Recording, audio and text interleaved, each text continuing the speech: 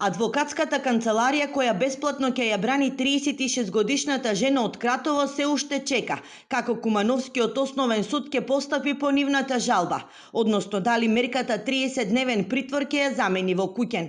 Адвокатот Христијан Ѓорѓиевски смета дека постојат поголем број на олеснителни околности кои судовите ќе ги земат во предвид и ќе овозможат жената која од жртва стана двократен убиец во овие тешки моменти да биде со своите деца.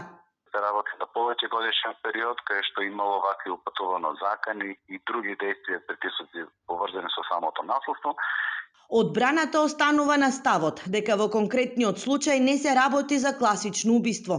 Очекуваат по завршувањето на истрагата Кумановското основно обвинителство да ја смени правната квалификација во акт на самоодбрана, односно институтот нужна одбрана што подразбира и ослободување од вина, како што беа случаите Пале од Велес и Дедо Љубе од Којково.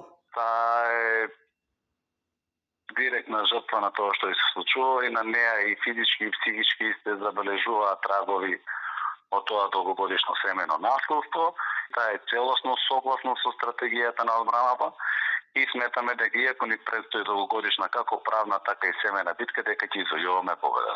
Ѓорѓиевски не открива детали од психијатриското вештачење кое се уште е во тек, ниту пак колку пати за насилство го пријавувала својот сопруг. Речиси 13 години биле во брак и имат 2 малолетни деца. Несогласувањата започнале во 2019-та. На сега починатиот сопруг му била изречена и судска забрана во рок од 1 година. Убиството се случи во семејната куќа. Жената, за да се спаси од сопругот кој ја тепала и давел, со куњски нож прво го прободела сопругот, а потоа и свекорот.